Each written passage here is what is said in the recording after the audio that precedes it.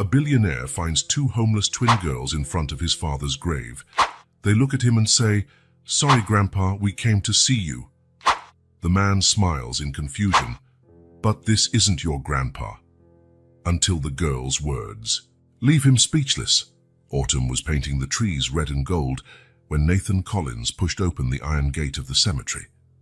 His footsteps echoed on the stone path as he walked among the tombstones, a bouquet of white lilies held firmly in his hand. It had been exactly 1 year since William Collins, a business tycoon, and his father had passed away.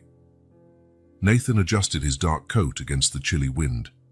At 35, he ran a financial empire and lived alone in a mansion and rarely smiled. It was William Collins's perfect legacy, solid included. As he turned into the lane of the most imposing headstones, Nathan stopped abruptly. Someone was at his father's grave.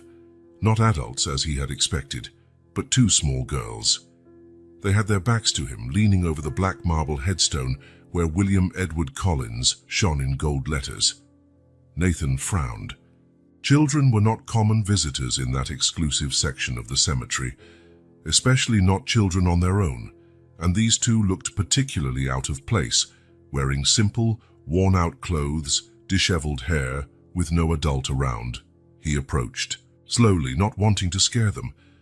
The smaller girl, who could not have been more than 4, was placing a handful of crushed wildflowers at the base of the headstone. The older one, maybe 6, held her sister's hand tightly. Nathan was just a few steps away from them when he clearly heard the little voice of the younger girl. "Sorry, Grandpa, we came to see you." He froze where he stood. Grandpa. These children were calling his father their grandfather. The older girl knelt and smoothed the freshly laid earth in front of the headstone. "Mom couldn't come. She's sick." Nathan moved a few steps, closer. Dry leaves crackled under his shoes, warning the girls of his presence. They turned around quickly, their eyes wide as if they were 2 pairs of headlights. What Nathan saw almost made him recoil. The older girl had striking blue eyes, the exact same shade of blue he saw in the mirror every morning. Collins' eyes. "Hello," he said, trying to keep his voice steady despite the turmoil forming in his mind. "Are you visiting this grave?" The older girl nodded, without letting go of her sister's hand. Both watched him with a mix of curiosity and caution. "We came to see Grandpa," the older one said. Nathan felt a strange wave coursing through his body. He looked at the headstone, then at the girls, a confused smile forming on his face. "But this isn't your grandfather," he said, pointing to the headstone. "This is William Collins. He was my father." The girls did not look surprised. In fact, the younger one broke into a small smile, revealing baby teeth. "Are you Uncle Nathan?" asked the older girl, her blue eyes studying his face. Nathan felt as though he'd been punched in the stomach. "Uncle? How did these children know his name?" "How do you know who I am?" he asked, his voice weaker than he intended. "Mom has pictures of you from the newspaper," the girl answered. "She said you looked like Grandpa when he was younger." The world around Nathan started to spin. The pieces of a puzzle he didn't even know existed began to fit together. "Who is your mother?" he asked, almost dreading the answer. "Emily Carter," replied the girl. "She's in the hospital. The lady at the shelter let us come because Mom always wanted to, but she can't." The girl's words knocked the ground out from under him. Emily Carter. A name that meant nothing to him, but suddenly felt like it meant everything. If William Collins was these children's grandfather, and Nathan had no siblings, at least none he knew about. "You, what are your names?" he asked, his mouth dry. "I'm Lily," said the older one, "and she's Sophie. We're Grandpa Collins's granddaughters." Nathan looked at his father's grave, then at the girls, and back at the grave again. William Collins, the man he thought he knew, apparently had another child, a son or daughter, and these children would be his nieces. "Are you staying at a shelter?" he asked, noting once again the worn clothes and neglected appearance of the girls. Lily nodded. "It's just for now, until Mom gets better." Nathan couldn't say anything else. A whirlwind of questions flooded his mind. Who was Emily Carter? How did she know his father? Why had William never mentioned another family? And if these girls really were his granddaughters, that meant Nathan had a brother or sister he'd never known. Looking at those two small, apparently neglected children, Nathan felt his entire world shake. Everything he thought he knew about his family was suddenly incomplete. And the worst part, the only one who could explain everything was now lying silently beneath that cold marble headstone. Nathan couldn't sleep that night. The image of the two girls in the cemetery wouldn't leave his mind. Lily and Sophie, William Collins's granddaughters, his supposed nieces, seated in his office with the lights of Manhattan shining through the panoramic window. He spun a glass of whiskey between his fingers without drinking. If these girls were truly the daughters of a sister he never knew existed, why had his father never mentioned anything? William Collins was not known for being sentimental, but hiding an entire daughter. Emily Carter, he murmured to himself. He opened his notebook and typed the name into a search engine. Thousands of results appeared, but none seemed relevant. He added William Collins to the search. Nothing significant. After a few minutes staring at the screen, Nathan made a decision. He picked up the phone and dialed a number he rarely used. Frank, it's Nathan Collins. I need an urgent favor. Frank Dawson was head of security at Collins Enterprises, a former police officer William had hired years ago. If anyone could find information on Emily Carter, it would be him. I need you to find everything about a woman named Emily Carter. She has two small daughters, Lily and Sophie. It seems they're in some shelter in the city. And Frank, be discreet. After hanging up, Nathan kept his gaze on the city through the window. Why did those girls affect him so much? Maybe because for the first time in years, something had broken through the bubble of predictability in which he lived. The cell phone rang at 7 in the morning. Frank had done his job efficiently. Mr. Collins, I found your Emily Carter. She's 28, works as a nurse at Mercy Hospital. She's been admitted for 3 days with pneumonia. Her daughters Lily, 6, and Sophie, 4, are temporarily at the Hope Shelter in Brooklyn. Are you sure it's the right person? Asked Nathan, already getting dressed. Positive. I found her birth record. Mother is Margaret Carter, deceased 5 years ago, father not listed. Nathan felt a chill down his spine. Send me all the details and the shelter's address. 30 minutes later, Nathan was driving his own car across the Brooklyn Bridge, something he rarely did. He usually preferred using his drivers, but today he needed privacy. He followed the GPS instructions to a neighborhood of old buildings and cracked sidewalks. The Hope Shelter was in a red brick building that had seen better days. Nathan parked and took a deep breath before getting out. What would he say? How? Would he explain his presence? More importantly, what would he do if he discovered the girls really were his nieces? At reception, a middle-aged woman with graying hair looked up from a stack of papers. May I help you? Good morning. My name is Nathan Collins. I'm looking for information about Lily and Sophie Carter. The woman's expression changed instantly. Mr. Collins, the girls mentioned they met someone at the cemetery yesterday, but she looked him up and down. I never imagined it would be you, the Nathan Collins. Yes, well, they were visiting my father's grave, he explained, uneasy with the recognition. They seemed to think he was their grandfather. The woman hesitated. I'm Martha Wilson, the shelter's director. Why don't you come to my office so we can talk? In the small office with files piled up and a wilted plant on the windowsill, Martha indicated a chair. The girls arrived 3 days ago when their mother was hospitalized. Emily is alone with no close family. The little ones had nowhere else to go. What about their father? Asked Nathan. Martha shook her head. There's no father in the picture. From what I understand, Emily has raised the girls alone since birth. Nathan hesitated before his next question. Mrs. Wilson, the girls said my father, William Collins, was their grandfather. Does that mean... That Emily would be your sister, Martha concluded, raising her eyebrows.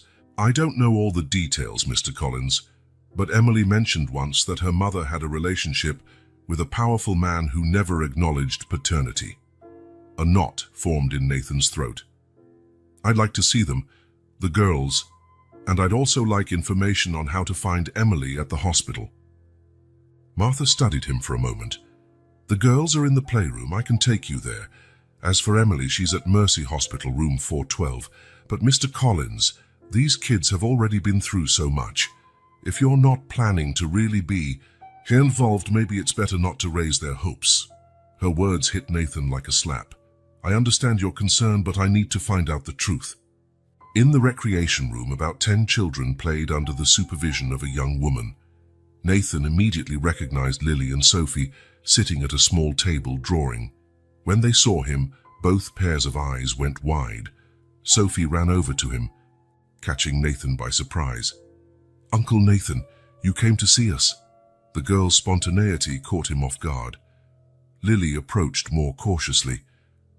Did you come to take us to see Mom? She asked, hope shining in her blue eyes so much like his own. I came to see how you're doing, Nathan said, crouching down to their level. And yes, I also want to know how your mom is. After 20 minutes talking with the girls, Nathan left the shelter with the hospital's address and a strange feeling in his chest. The girls were smart and sweet, despite their circumstances, and the physical resemblance, especially with Lily, was impossible to ignore. Mercy Hospital was a grey, impersonal structure. Nathan passed reception, explained who he was visiting, and headed up to the 4th floor. His heart pounded as he stopped in front of room 412. What would he say to this woman who might be his sister? He knocked lightly and entered. The room was simple, with 2 beds separated by a curtain. In the bed near the window, a young woman sat flipping through a magazine. When she saw him, her eyes, the same blue as Lily's, widened in shock. Hello, Nathan said, stopping at the doorway. Are you Emily Carter? She closed the magazine slowly, not looking away. Yes, and you must be Nathan Collins. There was a tension in her voice that surprised him. It wasn't fear, but something else, a mix of resentment and caution. Your daughters met me yesterday at the cemetery, he explained, moving closer to the bed. They were visiting my father's grave. Emily let out a short sigh. They shouldn't have gone there alone. Martha promised she'd keep them at the shelter. They're okay, Nathan assured her. I just saw them. A tense silence filled the room. Nathan gathered the courage to ask the question that had been spinning in his mind. Emily, your daughters called my father their grandfather. They said you have pictures of me. Why? Emily stared at him for a long moment before responding. Her face was pale, with dark circles under her eyes, but there was a steadfastness in her expression. Because William Collins was my father too, which makes you my half-brother. Even though he already suspected, hearing it confirmed made Nathan lean against the wall for support. How? When? My mother, Margaret, worked as an executive assistant at Collins Enterprises in 1995, Emily explained, her voice now flat, as if telling a story she'd rehearsed many times. She was 24. Your father was 50 and already married to your mother. They had an affair for almost a year. Nathan closed his eyes for a moment. The timeline matched. He had been only 5 in 1995.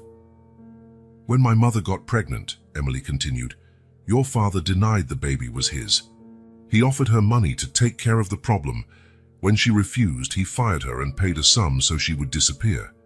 He made her sign documents promising never to contact him or make any paternity claim. Nathan felt his stomach churn. That sounded exactly like something William Collins would do. How did you find out he was your father then? My mother never hid it from me. She kept newspaper clippings and photos of him at events.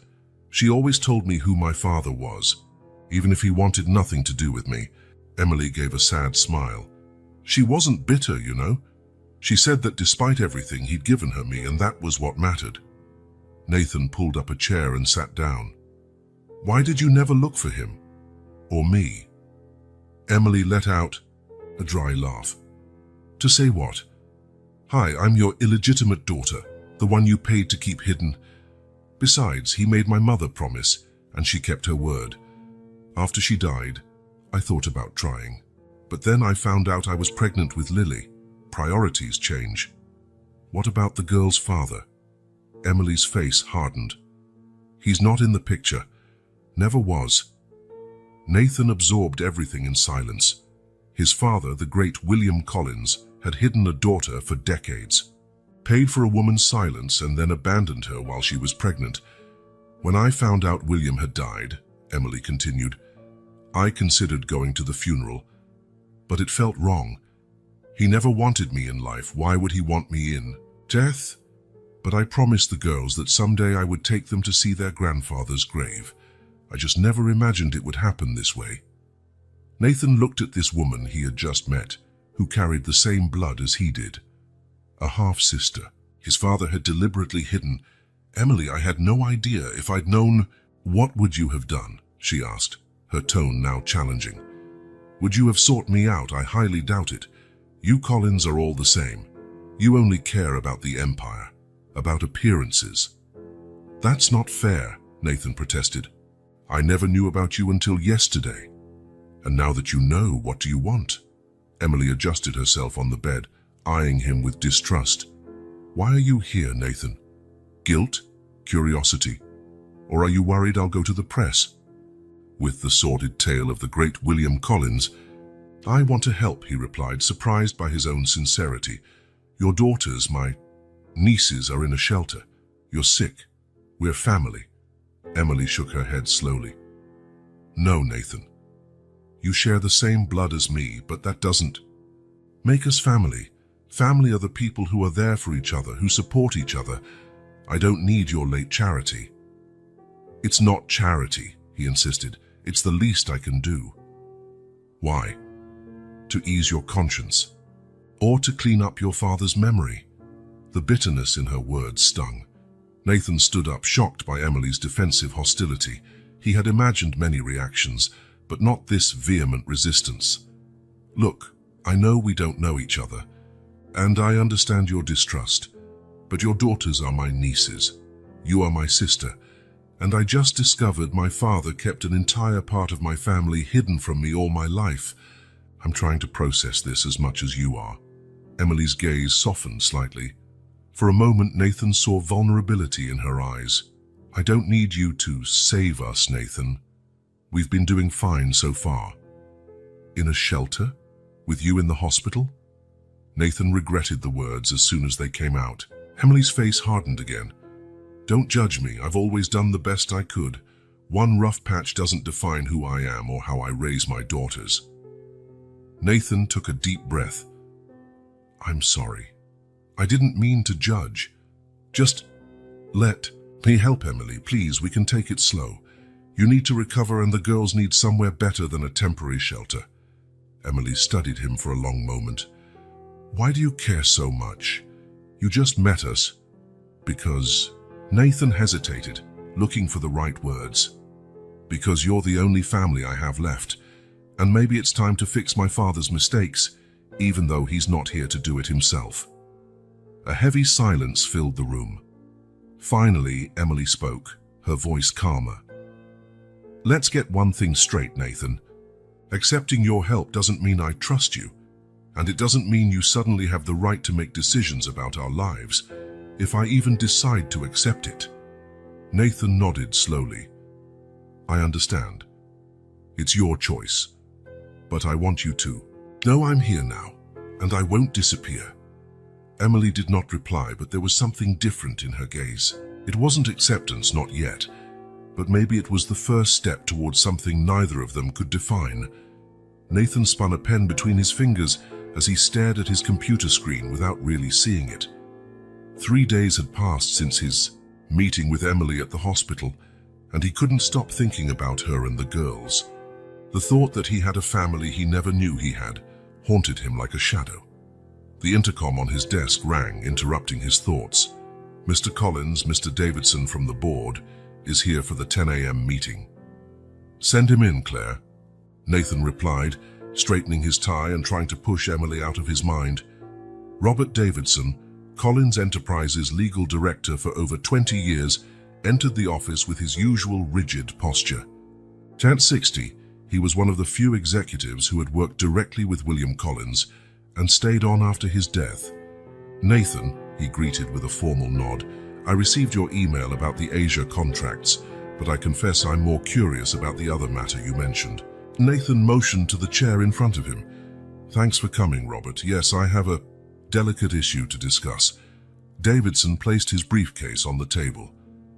"Does it have to do with you investigating a woman named Emily Carter?" Nathan froze. "How do you know that?" "Frank Dawson spoke to me yesterday. He was worried you might be getting scammed by some con artist." Davidson leaned forward. "Nathan, who is this woman?" For a moment, Nathan considered lying, but something in him refused. "She's my father's daughter, my half-sister." Davidson's face visibly paled. "That's impossible." "It's not. William had an affair with her mother in 1995. He paid for her to disappear when she got pregnant." Nathan watched the lawyer's reaction carefully. "But you already knew that, didn't you, Robert?" Davidson adjusted his glasses, clearly uncomfortable. "Your father consulted me about some confidentiality agreements back then, but he never confirmed he had a daughter." "Well, he did. And now she has 2 daughters, my nieces." Nathan stood and walked to the window. "They're living in a shelter, Robert. Emily is sick, penniless, while I live in this." He gestured around the luxurious office. "Corporate palace?" "Nathan," Davidson's voice took on a cautious tone, "I understand your shock, but you must consider the implications. If this woman really is William's daughter, she might be entitled to a significant share of the inheritance. The shareholders would be furious, not to mention the scandal for the company's image." "I'm aware," Nathan replied, more sharply than he intended. "Furthermore," Davidson continued, "how can you be sure she is who she claims to be? Have you considered a DNA test? There are many opportunists out there." Nathan turned to face him. "Have you seen her daughters? Especially Lily, the older one. She has the same eyes as me, as my father." "Coincidences happen," argued Davidson. "Nathan, you were raised to lead this company. You're William's only legitimate heir. Don't throw it all away because of a possible mistake or worse, an elaborate fraud." His words hit Nathan like a punch. It was exactly the kind of thing his father would say. Protect the empire above all. Public image above the truth. "I'm going to help her," declared Nathan, surprising even himself with the firmness in his voice. "One way or another." Davidson sighed. "If you're determined, at least be cautious. I suggest a confidentiality agreement before any financial assistance, and definitely a DNA test." After Davidson left, Nathan remained by the window, watching the bustle of Manhattan below. People in a hurry, each with their own story, their own family secrets. How many other William Collinses were out there, powerful men denying their responsibilities, hiding entire parts of their lives? His phone buzzed. A message from the hospital. Emily would be discharged that afternoon. Without a second thought, Nathan grabbed his coat and car keys. The Hope shelter looked even more depressing under the weak, late afternoon light. Nathan parked in front of the brick building and took a deep breath before stepping out. He had spent the whole day thinking about what he would say to Emily, how he could persuade her to accept his help. Martha Wilson greeted him with a tired smile. "Mr. Collins, what a surprise. Emily just got back from the hospital. She's in room 14 with the girls." "How is she?" Nathan asked. "Better, but exhausted.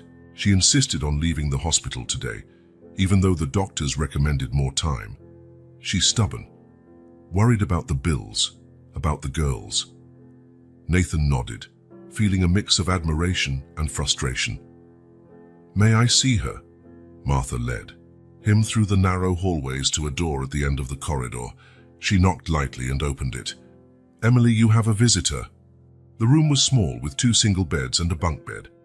Lily and Sophie were sitting on the floor playing with worn dolls, while Emily arranged some clothes in a dresser.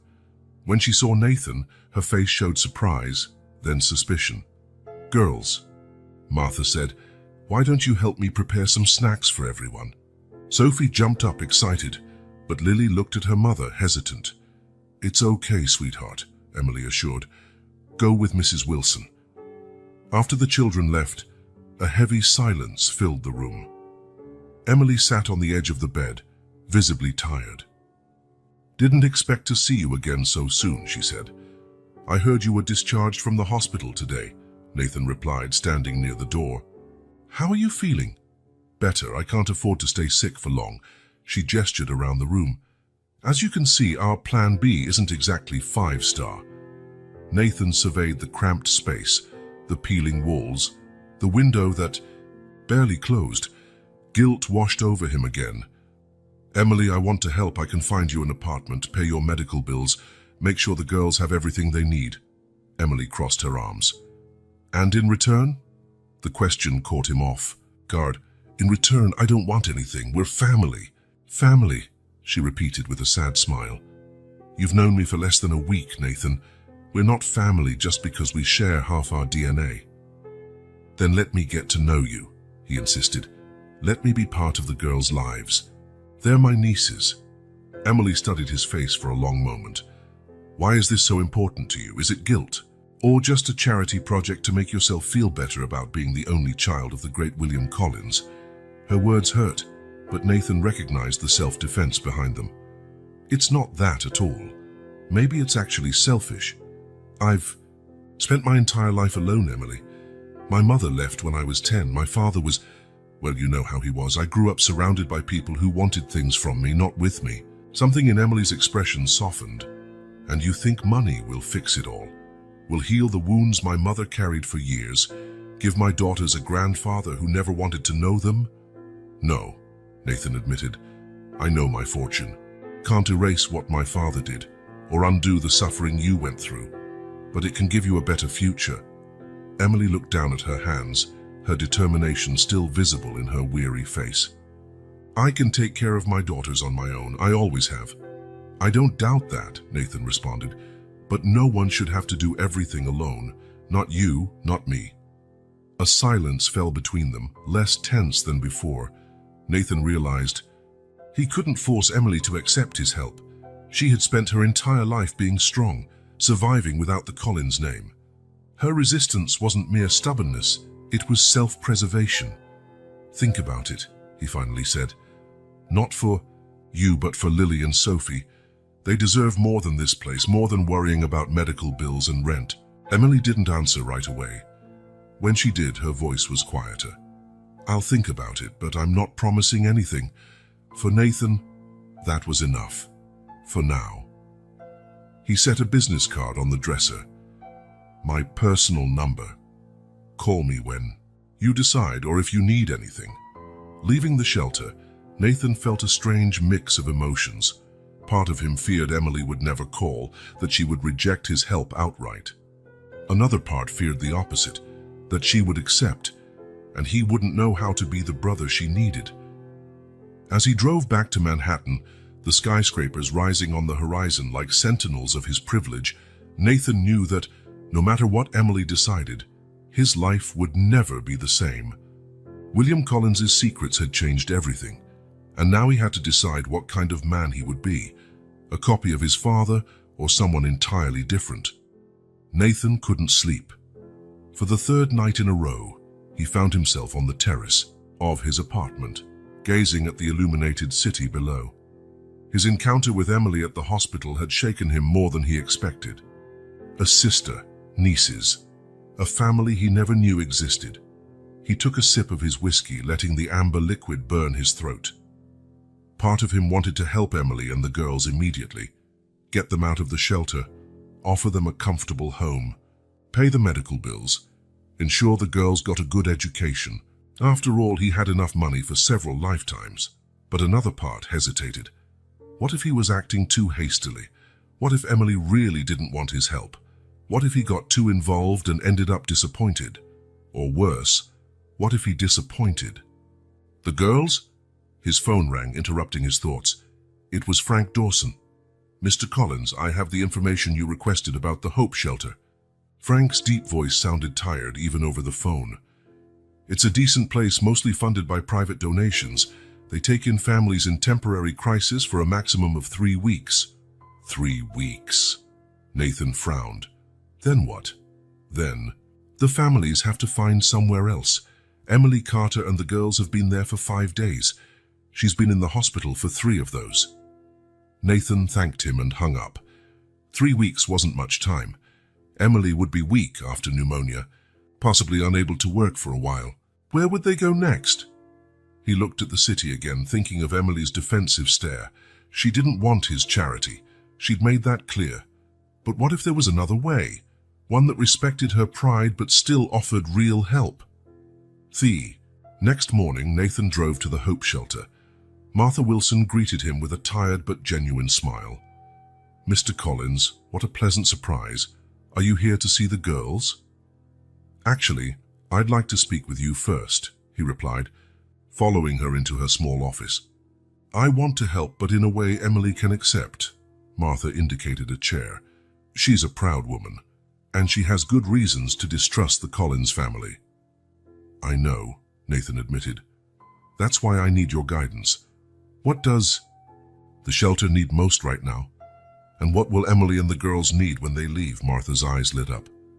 "Well, as for the shelter, we always need basic supplies. Non-perishable food, hygiene products, bedding. Our heating system is also only working at half capacity." Over the next hour, Nathan listened carefully to the shelter's needs and the specific concerns about Emily's situation. Martha explained that Emily would need time to fully recover from pneumonia, that the girls needed stability, and that finding a new, affordable apartment would be the biggest immediate challenge. "Does she have any savings?" Nathan asked. Martha sighed. "Almost nothing. Nurses don't earn much, and being a single mother of 2, she let the sentence trail off. When Nathan left Martha's office, he had a plan. It wouldn't be easy, and Emily would probably still resist, but it was a start. His first step was discreet, a substantial donation to the Hope Shelter, specifically earmarked for facility, improvements and supplies.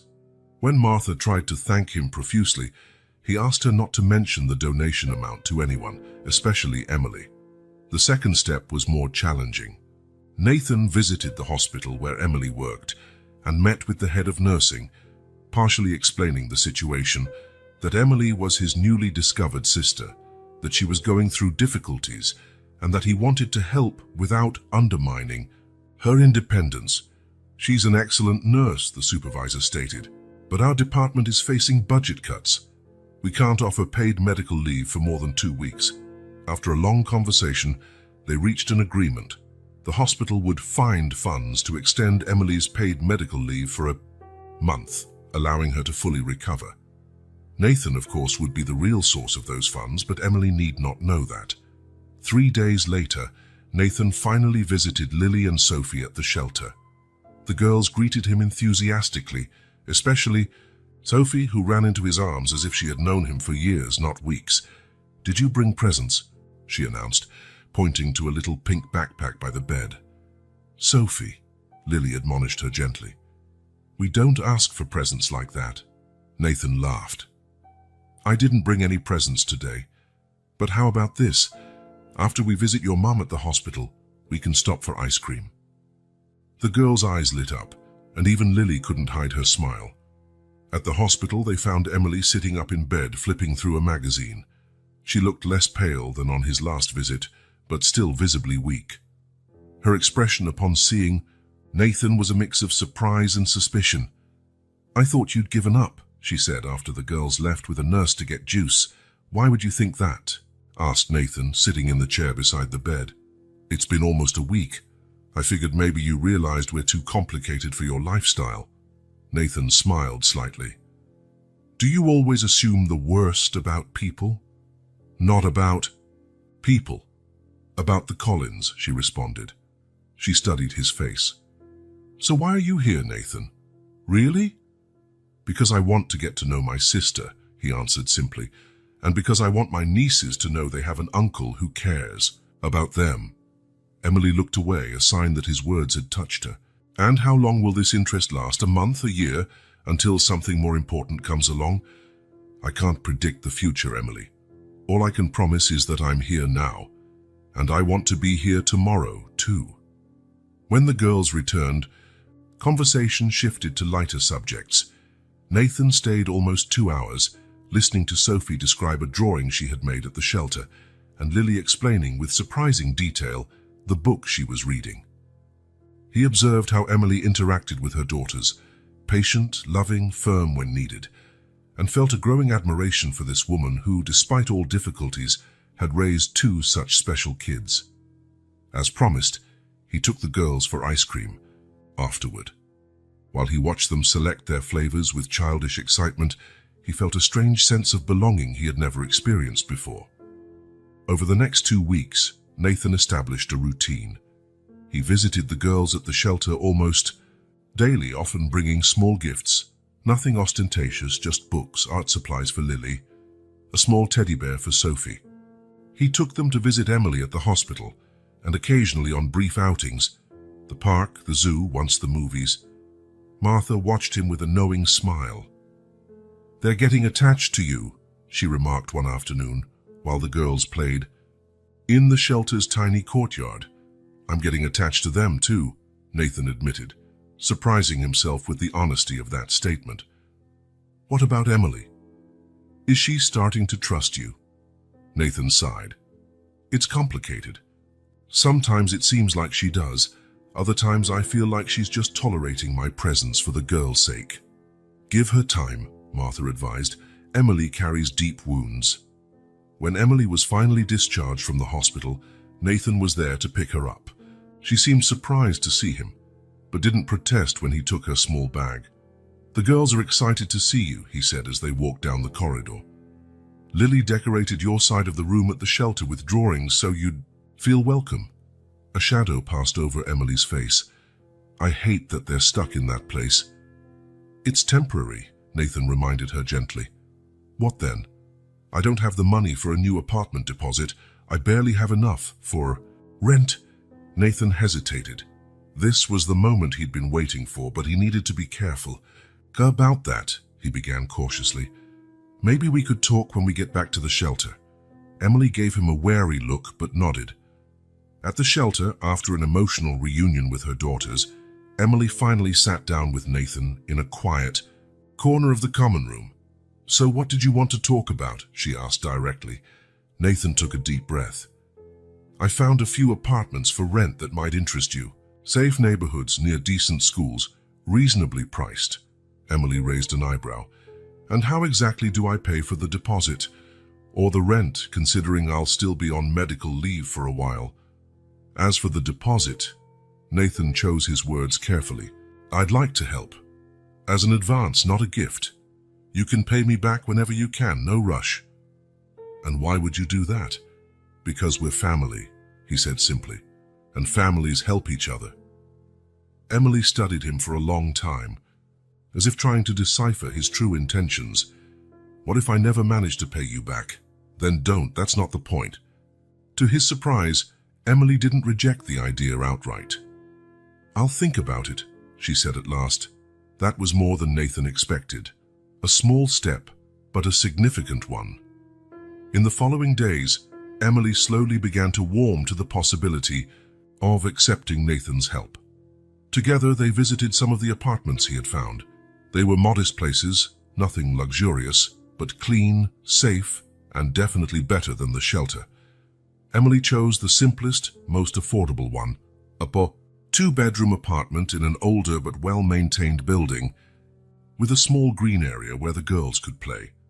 When Nathan handed over the check for the deposit and first month's rent, Emily seemed to struggle inwardly. "This doesn't mean I agree with everything," she said, finally accepting the envelope. "I will pay it back." "I know," Nathan replied, resisting the urge to say it wasn't necessary. During the move, which mainly consisted of taking the few bags and boxes they owned, Nathan realized how little they really had. The apartment, though small, felt empty. "We need furniture," he commented while Emily organized some clothes in a built-in closet. "I'll buy it piece by piece," she replied. Beds are the most important right now. Everything else can wait. Nathan wanted to argue, to offer to furnish the entire apartment, but he knew that would be too much. Instead, he suggested, "What if I bring some basic items? A table, chairs, maybe a couch. I have some extra furniture in storage."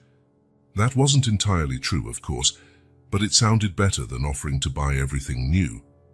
Emily hesitated, but the thought of her daughters sitting on the floor to eat made her relent. "Just the basics," she emphasized. The next day, Nathan arrived with a delivery truck carrying used furniture, recently purchased but intentionally made to look second-hand. A simple dining table with 4 chairs, a comfortable couch, a dresser for the girls' room, and a few lamps. Emily watched the delivery with an expression that was hard to read. "These look pretty new for extras," she commented after the movers left. Nathan shrugged, trying to appear casual. "They've been in storage for a while." Emily clearly didn't believe him, but to Nathan's surprise, she didn't argue. Instead, she said simply, "Thank you." It was the first time she had thanked him without reservations, and Nathan felt as if he had won a small battle. In the weeks that followed, Nathan continued his regular visits, now to the apartment instead of the shelter. He brought small gifts for the girls, and occasionally something practical for the home. Towels, kitchen utensils, a new coffee maker, when he noticed Emily's was on the verge of breaking. Each gift was chosen carefully so it wouldn't feel like an ostentatious display or charity, but a genuine gesture of caring. Gradually, Emily stopped protesting every new offer.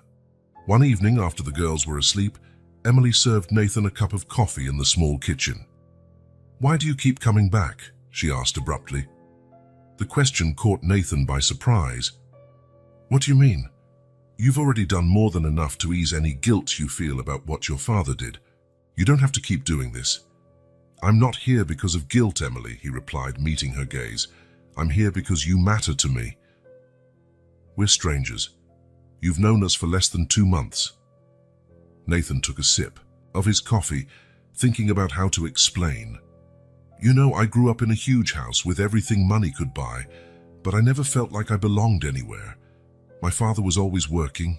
My mother left when I was young. I was just lonely." Emily observed him closely, her usual hostility momentarily set aside. "When I'm with the girls, when we're all here together, even with all the tension between us," he continued, "it's the first time in a long time that I don't feel alone." The sincerity in Nathan's words seemed to surprise Emily. She looked away, her own coffee cup cradled in her hands. "They like you a lot," she finally admitted. "Especially Sophie. She's never had a consistent male figure in her life." "Does that bother you?" Emily considered the question. "It scares me," she confessed. "What if you get tired of this?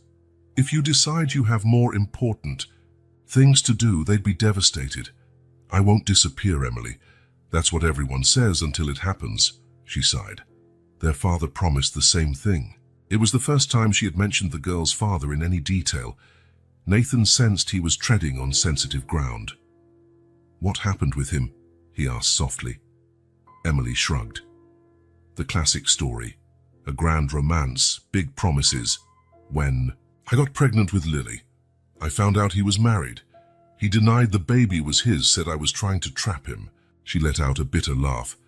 "Like father, like daughter, I suppose. Seems I have a knack for choosing men like William Collins." "I'm sorry," Nathan said genuinely. "I kept going alone. When Sophie was born 2 years later, well, let's just say I don't learn easily." "The same man," Emily nodded. "He came back begging for forgiveness, saying he had divorced, that he wanted to be in Lily's life. He was convincing." Her face hardened. "Until his wife, the same one he never divorced, called me when I was 6 months pregnant." Nathan felt a growing anger toward this man he didn't even know. "Do the girls have any contact with him?" "None.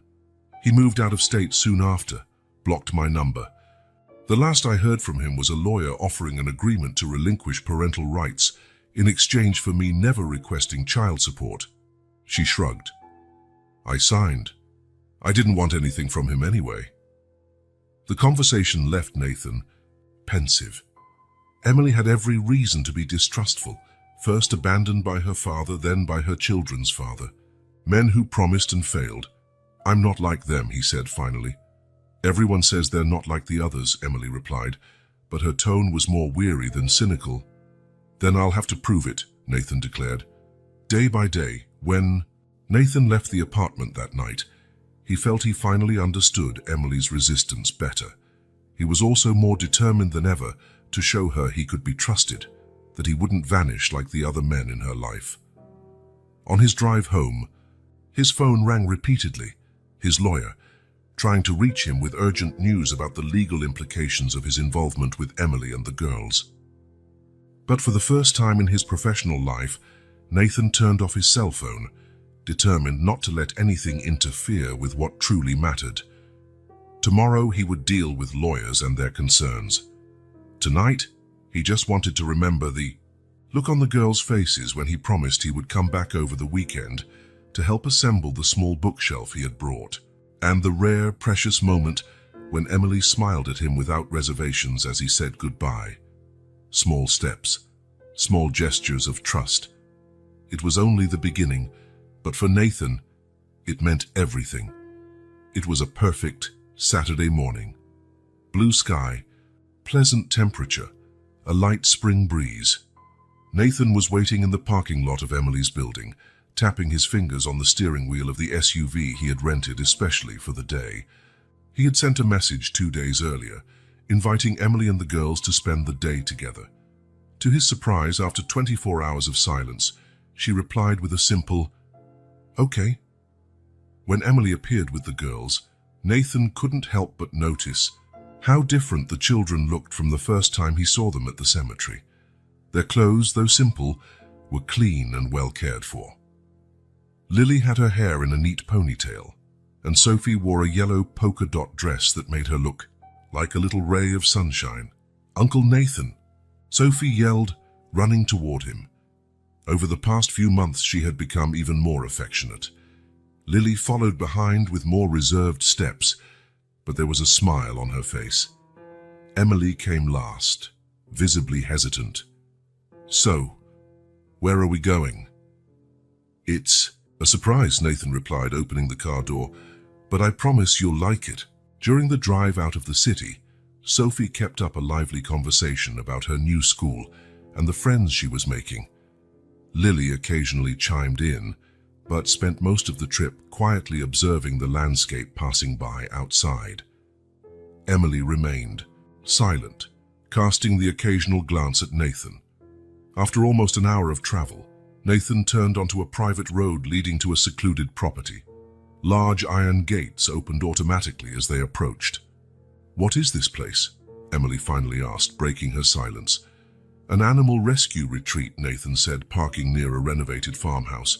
"I thought the girls might enjoy seeing the animals, and they have a picnic set up for us." Sophie's eyes went wide. "Are there horses?" "And ponies, goats, some sheep, and even a couple of alpacas," Nathan replied with a smile. "And the best part, we can feed most of them." Lily's face lit up too, though she tried to hide her excitement. "I've never seen an alpaca up close."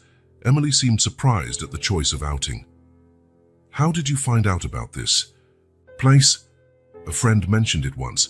He brings his kids here every month to volunteer." Nathan shrugged. "It's nothing fancy, but I thought it would be fun." Emily studied his face for a moment. "I thought you'd take us somewhere fancy, or to an expensive amusement park." "I can do that next time if you prefer," he said as they pulled out their bags. "But I thought something quieter might be better for us to get to know each other." A middle-aged woman wearing rubber boots and a straw hat came out to greet them. "Mr. Collins, welcome. I'm Martha, the head caretaker, and these must be the girls you told me about. Ready to meet our four-legged friends?" The next few hours passed like a dream. Sophie squealed with delight at every new animal, while Lily proved surprisingly adept with them, especially a stubborn pony that, according to Martha, rarely let anyone near. Nathan watched Emily gradually relax, first just watching her daughters, then joining in the fun. When she laughed out loud, seeing Sophie try to imitate an alpaca's sound, Nathan felt something warm in his chest. It was the first time he'd really seen her happy. During the picnic, seated on a large checkered blanket under a leafy tree with a view of the horse pasture, conversation flowed more naturally than ever. "How did you know Lily would love the animals?" Emily asked as the girls explored a nearby vegetable garden with Martha. Nathan bit into an apple. "She has a lot of books about animals. I noticed the last time I was at your apartment." Emily looked surprised. "You paid attention?" Of course, why wouldn't I?" Emily was silent for a moment, fiddling with her sandwich without eating. Not even their father noticed what they liked. It was the first time she mentioned the girl's father. Nathan felt her tension, so he decided not to press it. "They're lucky to have you," he said simply. Emily looked at her daughters in the distance. "I always wanted to give them what I never had: stability, presence. My mom did her best, but she worked so much." "What was your mother like?" Nathan asked quietly. Emily smiled, a sad and nostalgic smile. "Strong, stubborn. She never let herself cry in front of me, but sometimes I heard her at night when she thought I was asleep." "Because of my father?" Emily nodded slowly. "She loved him, you know. She really did. It wasn't just some starstruck employee in love with a powerful boss, like he probably told his lawyers." Nathan lowered his eyes. "He never told me anything about it, or anyone else as far as I know. He just acted like you never existed." A heavy silence settled between them. Emily took a deep breath before continuing. "My mom kept all the news about him. Newspaper clippings, magazines. When he died, she'd already been gone 3 years, but I continued the habit. I guess part of me always hoped, I don't know, for some kind of acknowledgement, some sign." "I'm sorry," Nathan said, feeling the weight of a guilt that wasn't his, but which he carried anyway. "It's not your fault," she replied, as if reading his thoughts. "You were also a victim of his silence in a way." When the girls returned, carrying small pots with flower seedlings they'd planted in the garden, the conversation shifted to lighter topics. But something had changed between Nathan and Emily. A small barrier had fallen. Later, they fed the sheep together, and Nathan managed to snap a perfect photo of Emily laughing as a goat tried to eat her blouse.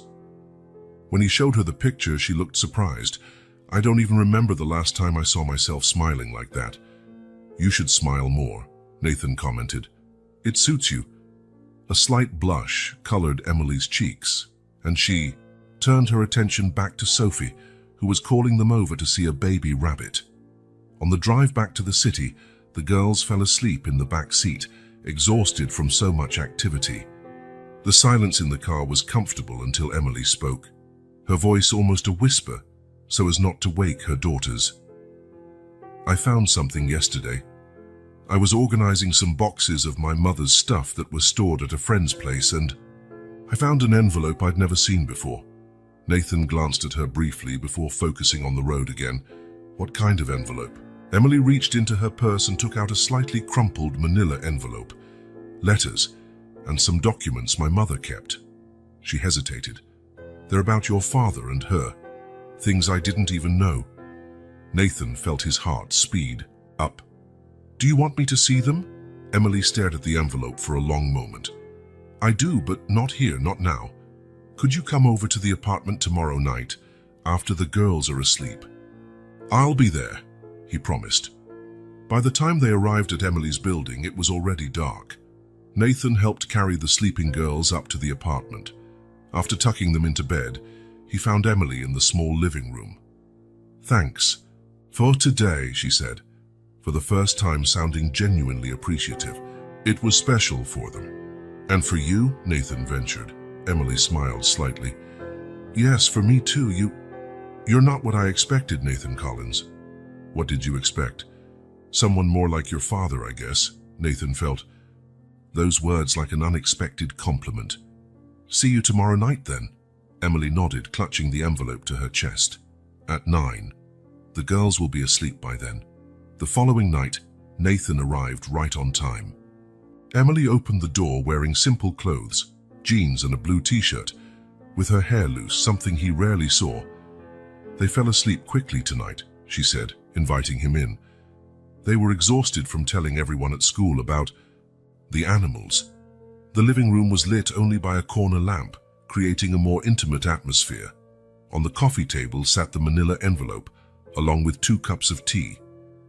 "I spent the day wondering if I should show you this," Emily admitted, sitting down on the sofa. "They're very personal things of my mother's. If you'd rather not, you don't have to," Nathan said, sitting at a respectful distance. Emily shook her head. "No, you have the right to know. It's your family too." She took a deep breath. "Besides, I found something that might explain why your father never looked for us, even after he was widowed." Nathan watched as she opened the envelope carefully, as though handling delicate relics. She pulled out a few sheets of paper, some yellowed with age. "This is a letter my mother wrote to William, but never sent. It's dated 2 weeks before she was let go," Emily explained, handing the letter to Nathan, whose hands trembled slightly as he took it. The handwriting was delicate and clear. Nathan began to read silently. "William, I know what I'm about to say will change everything between us, but I can't keep this secret any longer. I'm pregnant. I know this isn't what we planned. Actually, we never planned anything beyond those stolen moments in your office and that hotel in Chicago. But it happened, and now we need to decide what to do. I love you, William. I've been discreet about our relationship, as you asked.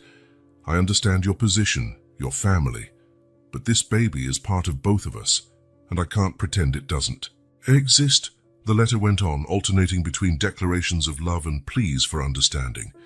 Nathan felt a lump in his throat as he imagined the young woman writing those hope-filled words, not knowing what fate awaited her. "She never sent it," Emily explained. "She decided to tell him in person. That's when he offered her money to solve the problem." Nathan handed back the letter, feeling ashamed of his father's actions. "I'm sorry." "There's more," Emily continued, picking up another document. "This is the confidentiality agreement she signed. Look at Clause 3.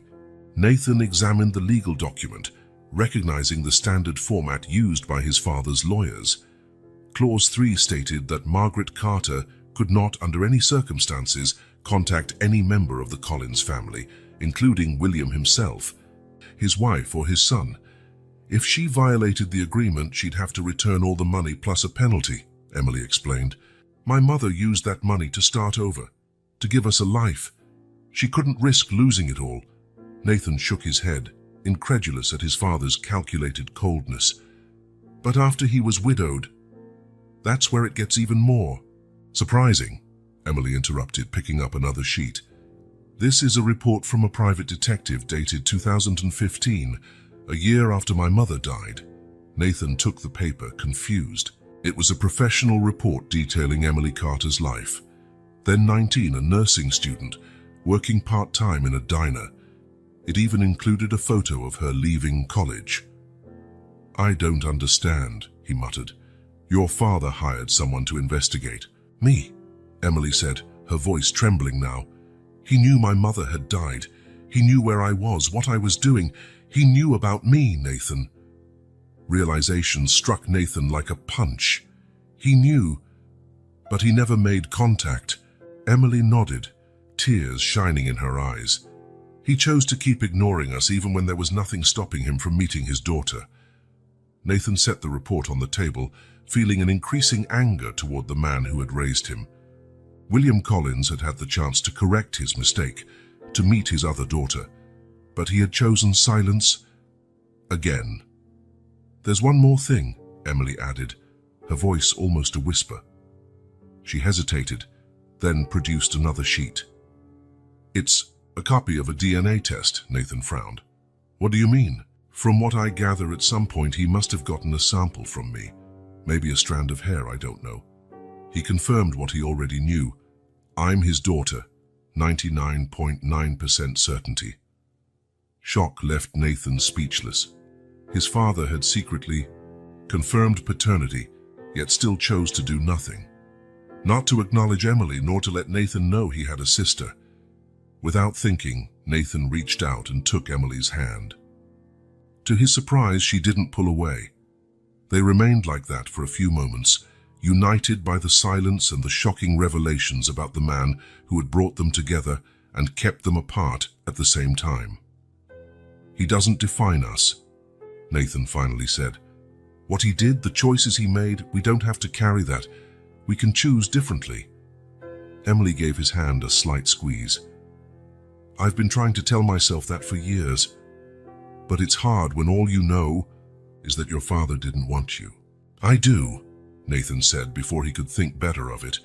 "I want you and the girls in my life. You're my family, Emily. The only real family I've ever had." Emily's eyes met his, bright with unshed tears. But there was something else in them now, a glimmer of hope, perhaps. A small sign of trust that at that moment meant everything. "I always wondered what it would be like to have a brother," she admitted, her voice low and vulnerable. "Someone who shared the same blood, the same story." "So did I," Nathan confessed. "Growing up an only child, it's lonely." Emily gently released his hand and stood, going to a small shelf. She returned with a worn photo album. "I want to show you something," she said, sitting closer to him this time. She opened the album to the first page, revealing a photo of a young, beautiful woman with the same hair color as Emily and similarly shaped eyes. "This is my mother, Margaret, in her 20s. Nathan examined the picture, noting the joy on the woman's face, a joy that existed before William Collins entered her life and changed everything.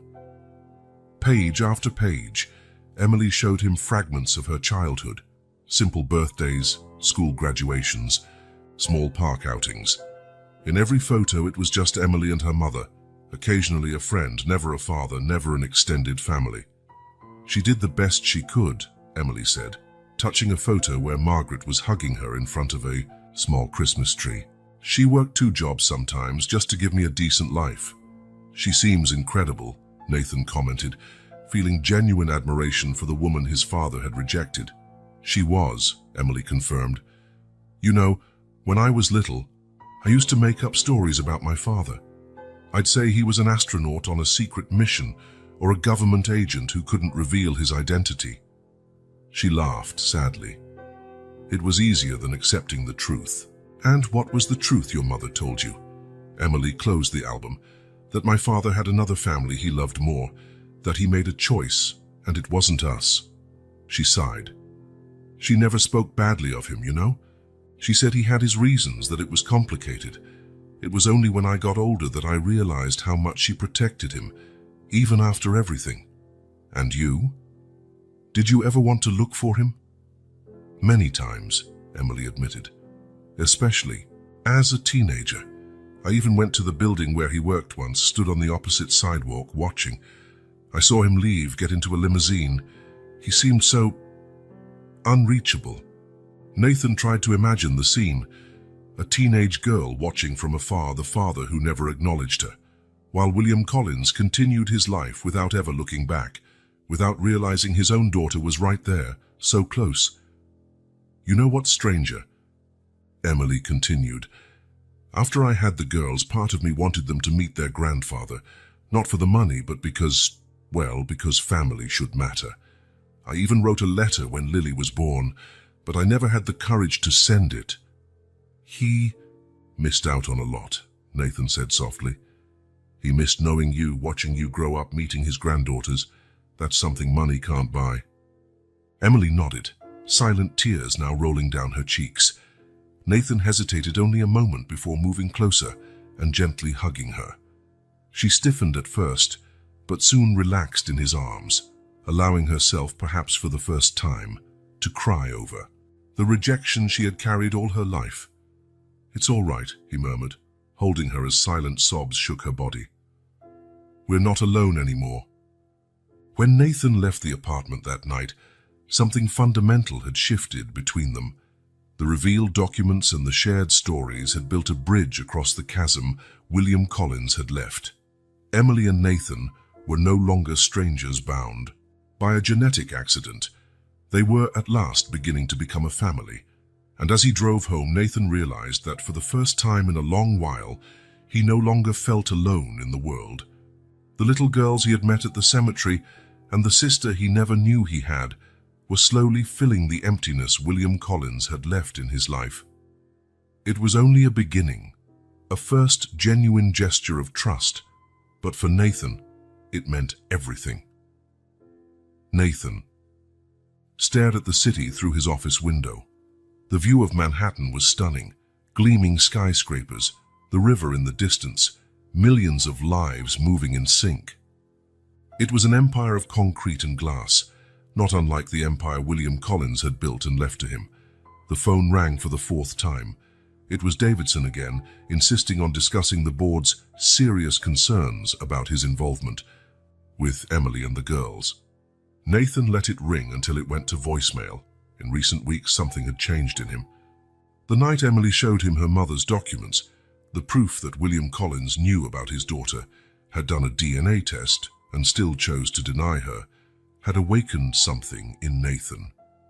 Anger, yes, but also resolve. He would not be like his father. He would not make the same mistakes. He sat in his leather chair, turning to face the photo on his desk. It was an image he had taken at the animal rescue retreat. Sophie laughing as she petted a rabbit, Lily focused on brushing a pony, and Emily watching her daughters with a gentle smile. He'd had it framed the week before, replacing the formal picture of his father that had always occupied that spot. The contrast could not be more striking. William Collins had always looked at the world through the lens of profit and expansion. Family was a social obligation, a name to be maintained and protected. Until a few months ago, that had seemed normal to Nathan. It was all he knew. Now, looking at the smiling faces in the photograph, he realized there was something more. Something his father had never understood, or understood and rejected. The simplicity of belonging to someone, of having people who cared about you for who you were, not for what you owned or represented. His personal phone buzzed with a text from Emily. Lily got the lead role in the school play. She's trying not to show it, but she's super excited. Performance in 3 weeks. Nathan smiled. 3 weeks was enough time to rearrange his schedule, even if it meant postponing the meeting with the Japanese investors. A few months ago, that idea would have been unthinkable. Now it seemed like the only possible choice. His response was immediate. Wouldn't miss it for anything. She'll do great. When his office door opened without warning, Nathan already knew who it was. Davidson rarely bothered to knock when he was worried, and lately, he always seemed worried. "Nathan, we can't postpone this conversation any longer," the lawyer said, placing a thick folder on the desk. "The board is demanding answers. Rumors about your newly discovered family are spreading." "And?" Nathan raised an eyebrow, his voice calm. "And?" Davidson looked genuinely perplexed. "You're jeopardizing everything your father built. Collins Enterprises has always been about stability, predictability. These recent developments are making shareholders question your commitment." Nathan observed the man before him. Gray-haired, impeccably dressed, loyal to William Collins's legacy until the end. Davidson probably knew about Emily from the start. Maybe he had even advised Nathan's father to bury that secret. "My commitment," Nathan repeated each word slowly, "is exactly where it needs to be. Right now, we have to focus on what's best for the company," Davidson insisted. "The agreement I proposed would settle everything quietly. A generous sum to Emily Carter and her daughters, in exchange for permanent confidentiality." Nathan stood feeling a strange calm despite the tension of the moment. "Robert, how long did you work with my father? 30 years? The lawyer seemed confused by the sudden change of subject. 32. "Then you must have known him well. Tell me, was he happy?" The question clearly caught Davidson off guard. "Happy?" William was unsuccessful, respected. He built an empire. "That's not what I asked." Davidson adjusted his tie, uncomfortable. "His happiness came from achievements, Nathan. He wasn't a sentimental man. He knew how to separate business from personal distractions." Nathan nodded slowly. And that includes discarding a daughter as if she were an inconvenient accounting error. That situation was complicated. No, it wasn't, Nathan replied firmly. It was pretty straightforward, actually. My father had a daughter. He rejected her because she didn't fit into his plans. He paid her to disappear. And then, even knowing the truth, he chose to keep it hidden. Simple as that. Davidson remained silent, unable to argue against the harsh reality. Have you ever wondered, Nathan went on, if that explains why my father died alone, why I could barely spend an hour in the same room with him without feeling suffocated, why his only real connection was with this company? He walked back to the window, looking out at the city for a moment before turning to face Davidson again. I'm not going to make the same deal with Emily. I'm not paying to keep my own. Sister and niece is silent like some dirty secret that needs hiding. Nathan, be reasonable. We're talking about your father's legacy. Exactly, Nathan interrupted. His legacy, not mine. And I'm beginning to realize I may not want to carry it the same way he did. The lawyer paled. What does that mean? Nathan picked up the photo from the desk, looking at the smiling faces again before replying. It means I'll be at the board meeting tomorrow, and I'm going to tell them the truth. The whole truth, that William Collins had another daughter, that I have a sister and 2 nieces, and that I intend to acknowledge them publicly as part of the Collins family. Davidson looked horrified. You can't be serious. The shareholders will panic. The press will turn this into a circus. Probably, Nathan agreed with a calm that surprised even himself. But for the first time in my life, I feel like I'm doing the right thing, not just the expected thing. And if the board votes against you, if they threaten your position, the question hung in the air between them. Nathan knew it was a real possibility. The men and women on the Collins Enterprises board were his father's generation, conservative, concerned about appearances, averse to personal risks. Then maybe it's time to reconsider what really matters, he finally answered. This building, this company, or the people who by some miracle came into my life and showed me there's something more? Davidson shook his head, seeing the determination in Nathan's face. They'll all be there tomorrow, prepared to question every decision you've made these past months. I'll be ready, Nathan replied.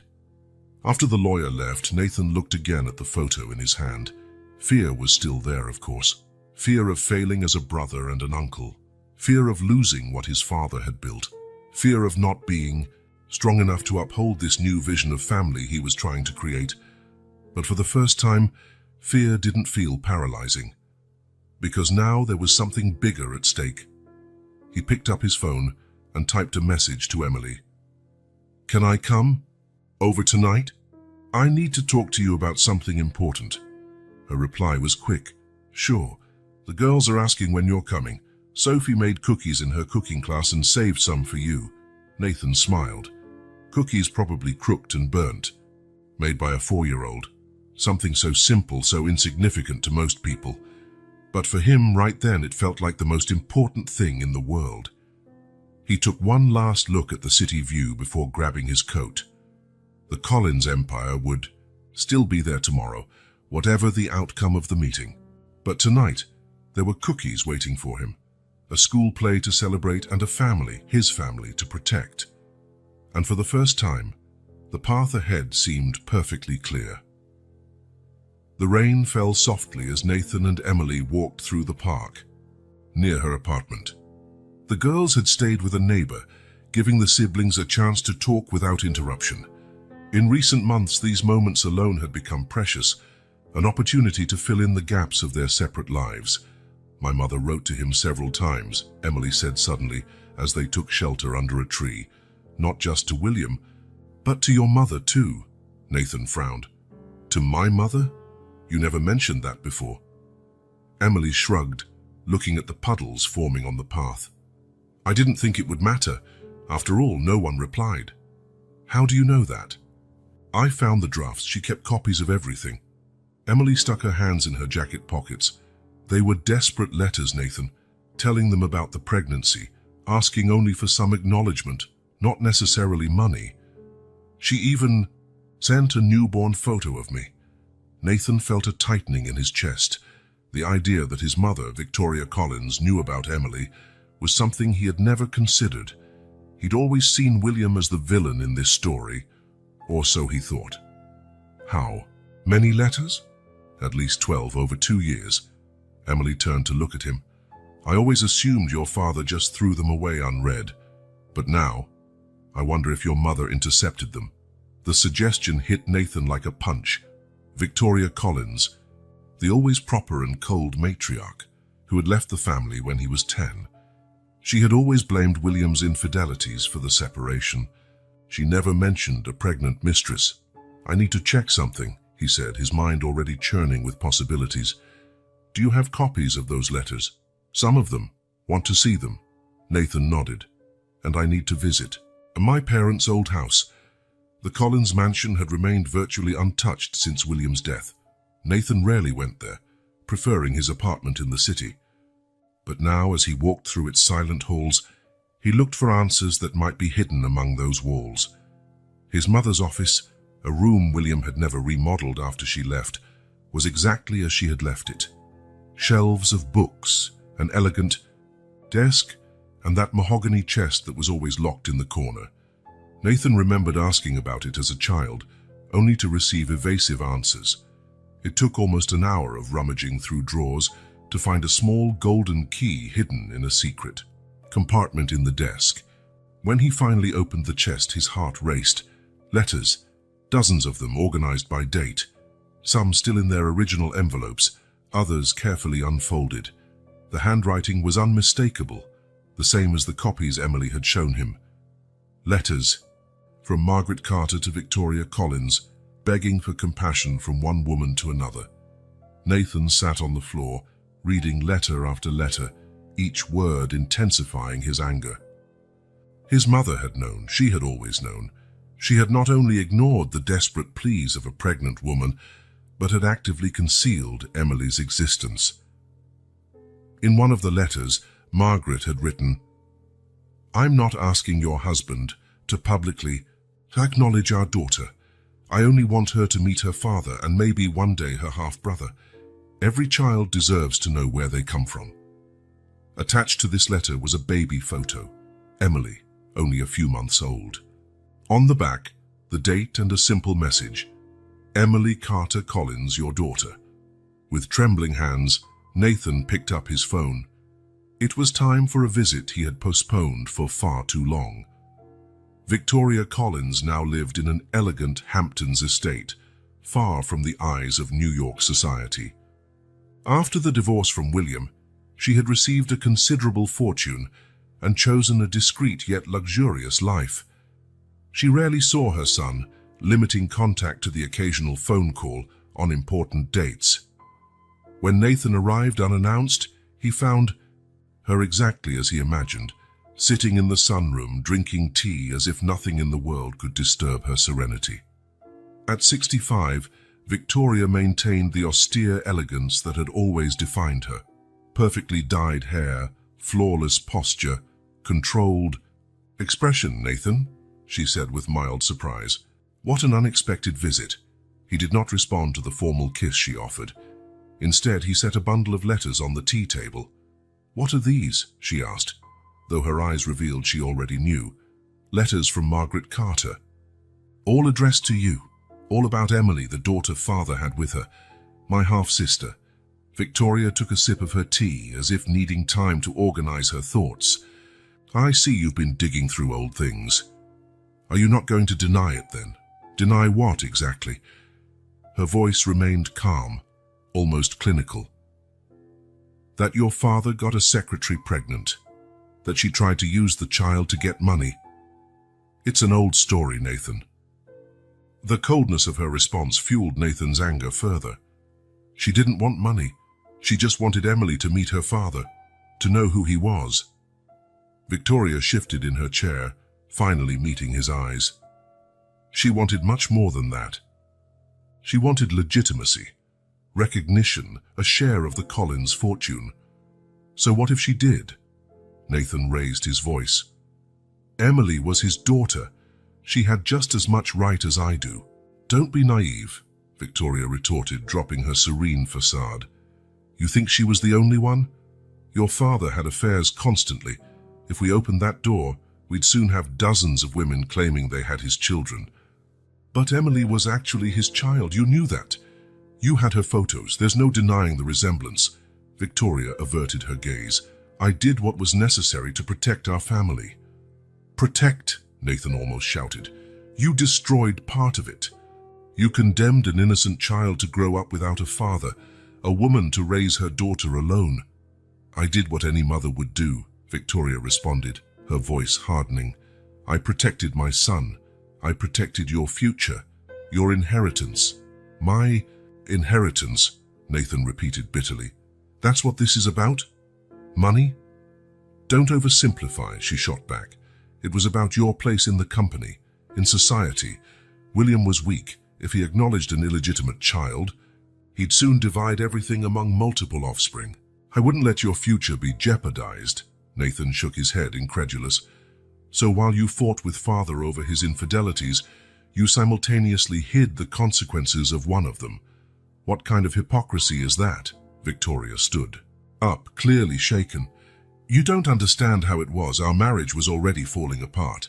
If that woman and her child officially entered our lives, I would lose everything. William might have left me for her. So it wasn't about protecting me, Nathan concluded, disappointment evident in his voice.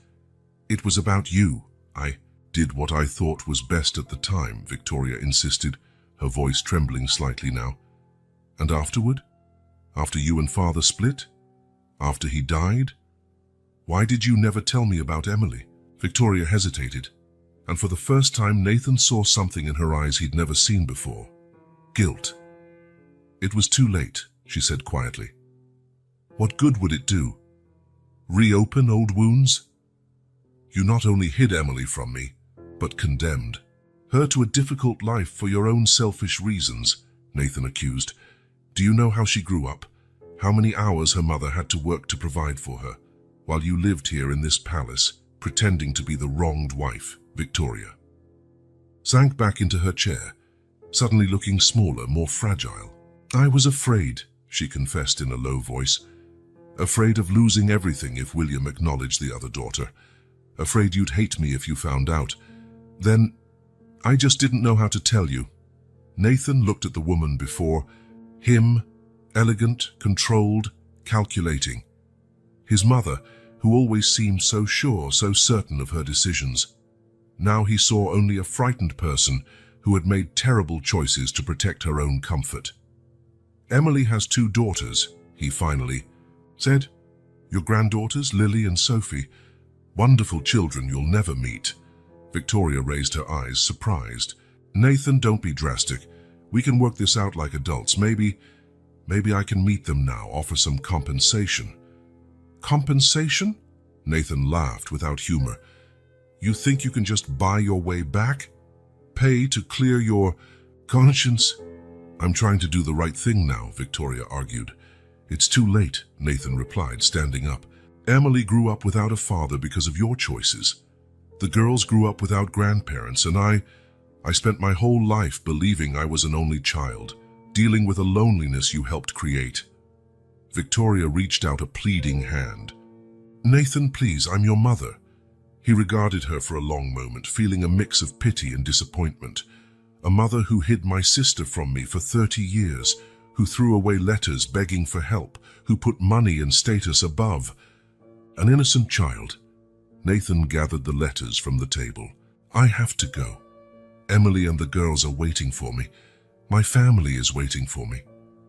And what about me? Victoria asked, her composure finally breaking. Are you just going to cut me out of your life? Nathan paused at the door, casting one last look at the woman who had raised him. I don't know, Mother. I really don't know if I can forgive this. I'm going to need time. As he drove back to the city, he felt a heaviness in his chest. Not just anger, but a deep sadness. He had lost the mother he thought he had. But maybe at last he'd found the truth. And the truth, however painful it was the first step toward building something new, something honest, something better than what his parents had created. Rain pounded against the windows of Nathan's apartment as he stared at the city through the fogged glass. 3 days had passed since his confrontation with his mother, and her words still echoed in his mind. Sitting in semi-darkness, lit only by the dim glow of a lamp, he twirled a glass of whiskey in his hand without actually drinking. His phone vibrated for the 10th time that day. Victoria again. All previous calls had gone to voicemail, as would this one. Next to the phone, scattered on the coffee table, were the letters, silent witnesses to 30 years of carefully constructed lies. The doorbell rang, pulling him from his dark thoughts. Opening it, he found Emily holding a dripping umbrella. "You're not answering your phone," she said simply. "The girls are worried. I am too." Nathan stepped aside, letting her in. "I'm sorry. I needed to think." Emily hung her wet coat and looked around the partially dark apartment, used glasses, letters on the table. "Doesn't look like thinking is helping much," she remarked, turning on more lights. "How did you know where I live?" "Lily asked your driver the last time he picked us up," Emily said with a small smile. "She's always been observant." Nathan shook his head, impressed by his niece's cleverness. "Have a seat. Do you want something to drink?" "Tea would be nice." "You look like you need one too instead of that." She pointed to the barely touched whiskey. In the kitchen, while the water boiled, Nathan felt the weight of the last few days lift slightly. There was something reassuring about Emily's presence, perhaps because she understood better than anyone the complexity of it all. "Your mother called me," Emily said when he returned with 2 cups of tea. Nathan froze. "What? How'd she get your number?" "Apparently she has her ways." Emily took a sip of her tea. "She asked to meet, said she wants to know her granddaughters." "What did you say?" "That I'd think about it." Emily looked him in the eye. "What should I have said?" Nathan sat, feeling exhaustion weigh on him. "I don't know. Part of me wants to keep you and the girls as far from her as possible. And the other part? The other part remembers that despite everything, she's my mother." He sighed. "And yours too, in a way. The only grandmother Lily and Sophie have." Emily looked at the letters on the table. "You read them all? Everyone? Your mother was incredible. The way she wrote, always dignified, never begging for money, just for recognition." Nathan shook his head. "And my mother kept everything, without ever replying." "Why do you think she kept the letters instead of destroying them?" Emily asked. The question took Nathan by surprise. He hadn't considered that. "I don't know," he admitted. "Maybe guilt? Or maybe she was never fully at peace with her decision," Emily suggested. "People are rarely all good or all bad, Nathan, even when they do terrible things." Nathan looked at his sister with a new understanding. Despite everything Victoria had done, Emily wasn't judging her as harshly as he was. "How can you be so balanced about this? She denied your existence. She threw away any chance for you to meet your father." Emily thought for a moment. "I spent years being angry. At your father, your mother, the system that let a wealthy man just discard his responsibilities. But anger, it just consumed me from within. It changed nothing." She gently touched one of the letters. "When I had the girls, I realized I needed to decide who I wanted to be, what example I wanted to set, resentment or forgiveness, bitterness or hope." She met Nathan's eyes. "I chose the harder path, but the only one that allowed me to move on." "You're suggesting I should forgive my mother?" "I'm suggesting you need to process your feelings before making any final decision," Emily replied. "Forgiveness doesn't mean approving of what was done. It means freeing yourself from carrying that anger." Nathan remained silent, absorbing her words. After a few moments, he asked, "How are the girls?" "Missing their favorite uncle," Emily answered, with a gentle smile. "Sophie asks every day when you're coming back for dinner." A warmth spread through Nathan's chest at her words. In just a few months, these little children had become such an essential part of his life that the thought of disappointing them felt unbearable. "You know what you need?" Emily stood decisively. "Time away from this apartment, away from business, away from all this pressure. I have responsibilities, Emily. Yes, and one of them is taking care of yourself. She crossed her arms. Take a few weeks off. Have a real vacation for the first time in your life. Spend time with us. Nathan hesitated. The company's directors are pressuring for a final resolution on you all. And what do you want to do about us?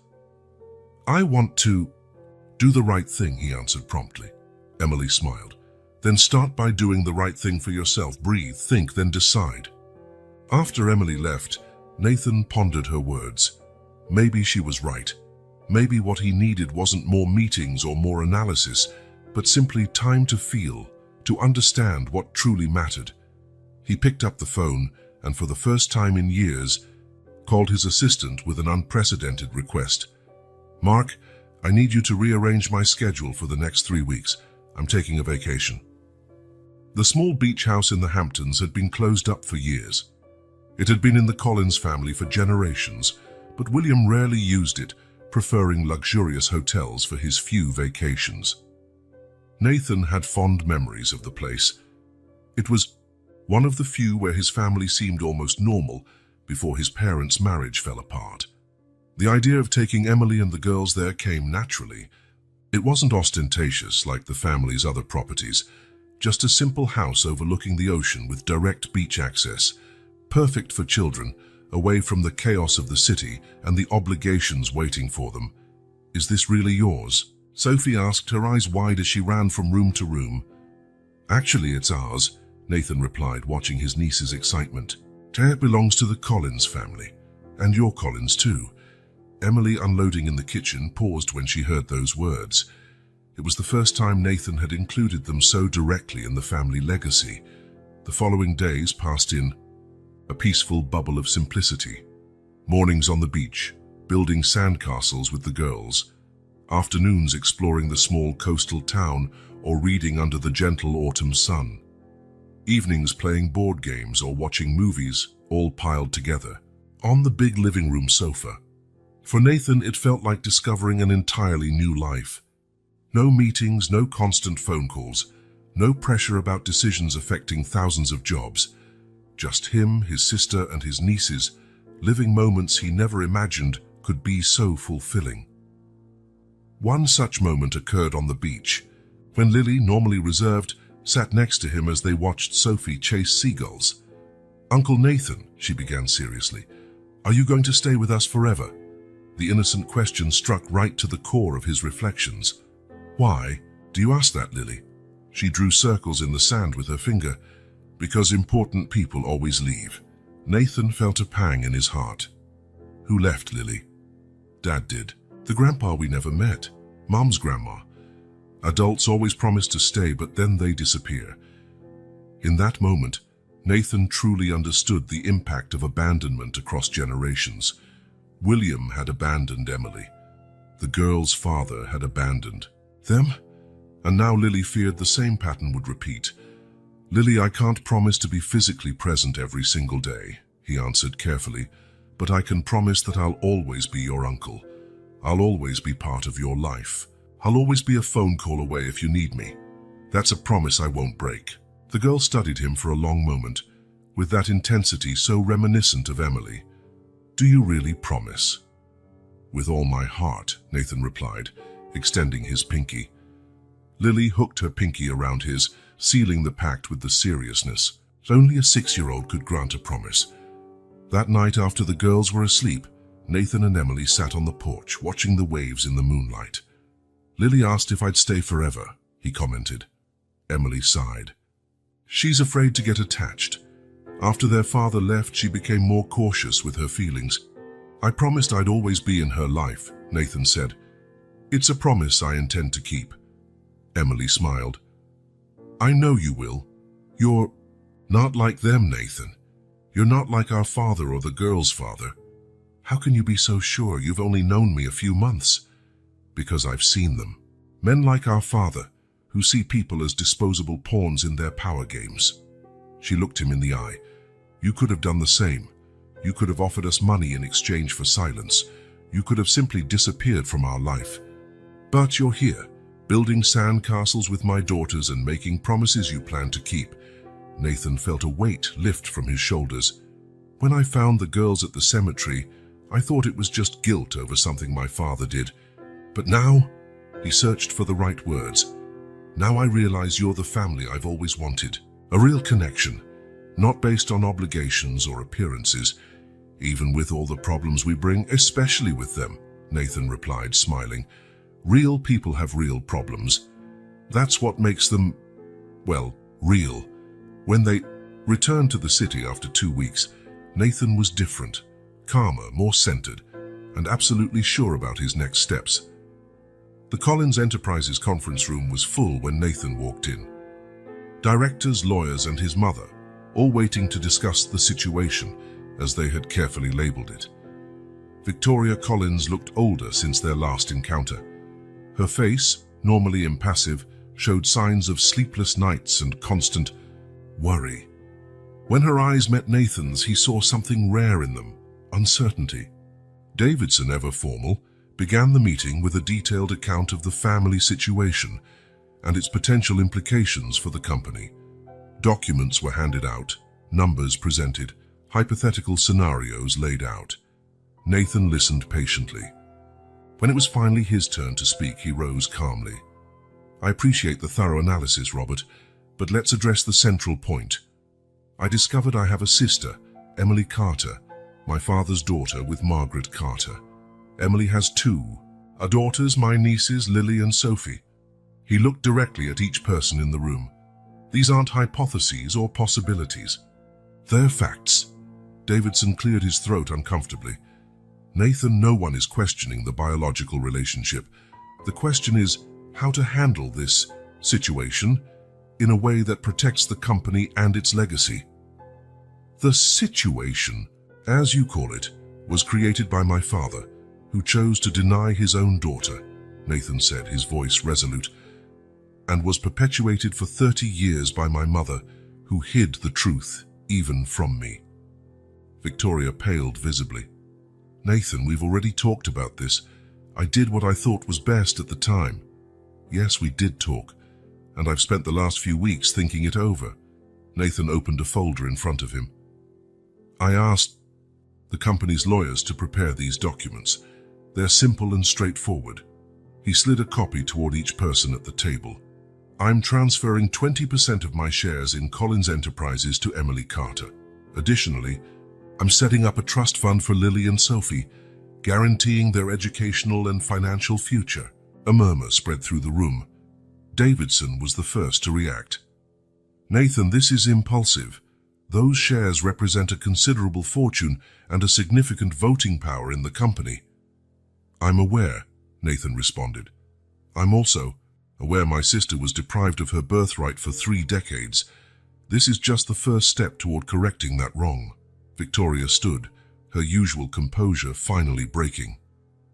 I can't do this. Think of the company, your father's legacy. I'm thinking of his legacy, Nathan replied calmly, and deciding which part of it I want to preserve and which part needs to be corrected. He turned to his mother. For years, you and father built an empire based on secrets and personal sacrifices. You made a lot of money but lost much more of your humanity. I won't follow the same path. The directors began voicing their objections, talking about the impact on share prices, public perception, potential instability for the business. Nathan listened patiently, then spoke again. My decision is made. The documents are prepared and will be filed today. You can work with me to make this transition easier, or I can find a new management team that will. The firmness in his voice silenced even the most vocal opponents. One by one, the directors and lawyers began to leave the room until only Nathan and Victoria remained. Why are you doing this? She asked, her voice more vulnerable than he had ever heard. Is it to punish me? Nathan shook his head. It's not about punishment, Mother. It's about doing what's right, about creating a different kind of family. And me? Victoria looked suddenly frail. Do I still have a place in this new family you're creating? Nathan felt a conflict within. Part of him wanted to cut all ties with the woman who had lied to him his entire life. but he remembered Emily's words about forgiveness, about choosing the harder path. "That's up to you," he finally answered. "If you're willing to get to know Emily and the girls genuinely, without judgment or manipulation, maybe there's a way forward." Victoria nodded slowly, unshed tears in her eyes. "When can I meet them?" "When they're ready," Nathan replied, "and that might take time. Trust isn't rebuilt overnight." A week later, Nathan parked his car in front of an elegant house on a quiet street in Brooklyn. It wasn't a mansion, but a spacious, comfortable home with a small front yard and a backyard. Perfect for a family with 2 young children. Emily waited on the sidewalk, disbelief written on her face as she looked at the house. "You're joking, right?" she asked when he approached. Nathan handed her a folder. "Deed, keys, all the necessary documents. The house is in your name." Emily shook her head, visibly moved. "Nathan, it's too much. First the company shares, now this." "It's not too much," he interrupted gently. "It's what should have been yours from the start. A fair share of the Collins legacy." "I don't know what to say." "Say, you'll accept. That you'll leave that cramped apartment and give the girls a yard to play in, their own rooms, a safe neighborhood." Emily looked again at the house, then at her brother. "Why? Why are you doing all this?" Nathan smiled. "Because we're family. Because Lily and Sophie deserve stability. And because you deserve a new beginning." At that moment, the girls ran out of the car. Sophie immediately clung to Nathan's legs, while Lily gazed at the house with wide eyes. "Are we going to live here, Uncle Nathan?" Sophie asked, jumping with excitement. "Yes, Princess, this is your home now." Lily approached cautiously. "Forever, forever," he confirmed, remembering the promise he'd made on the beach. Emily finally smiled, giving in to the emotion of the moment. "Want to show us around, former owner?" As they walked up the path, Nathan felt a calm certainty settle in his heart. Collins Enterprises would go on, adapting to the changes he had put in motion. His mother would have time to reflect on her choices and perhaps someday build bridges with the family she had denied. As for him, he finally understood where his true legacy lay. Not in the buildings bearing the Collins name, not in bank accounts or corporate shares, but in the bonds he was forming with these 3 people who had come into his life so unexpectedly. In Lily, with her precocious wisdom and observant eyes. In Sophie, with her contagious joy and spontaneous hugs. And in Emily, the sister he never knew he needed, whose strength and capacity for forgiveness inspired him to be a better person. As he watched the girls dart from room to room, exclaiming over their new bedrooms and the swing in the backyard, Nathan realized he had found something far more valuable than any fortune, a place where he truly belonged. A family built not out of obligation or blood alone, but by choice, by effort, by genuine love. It was a new beginning for all of them. A future free from the secrets and lies of the past. A path rooted in the trust they had carefully nurtured. Conversation by conversation, moment by moment, Emily approached him as they watched the girls explore the backyard. "Thank you," she said simply, her voice full of emotion. "Not just for this," she gestured to the house, "but for not giving up on us when it would have been so easy to do so." Nathan smiled, feeling a peace he had never known before. "I should be the one thanking you for showing me that family is so much more than a name or an inheritance. Here's where you find your home." As the sun began to set, painting the sky in oranges and pinks, Nathan knew he had finally found his true inheritance, not in the company vaults or in his father's business dealings, but in the smiles of his nieces and the acceptance of his sister. An inheritance no amount of money could buy, and one no secret from the past could ever destroy.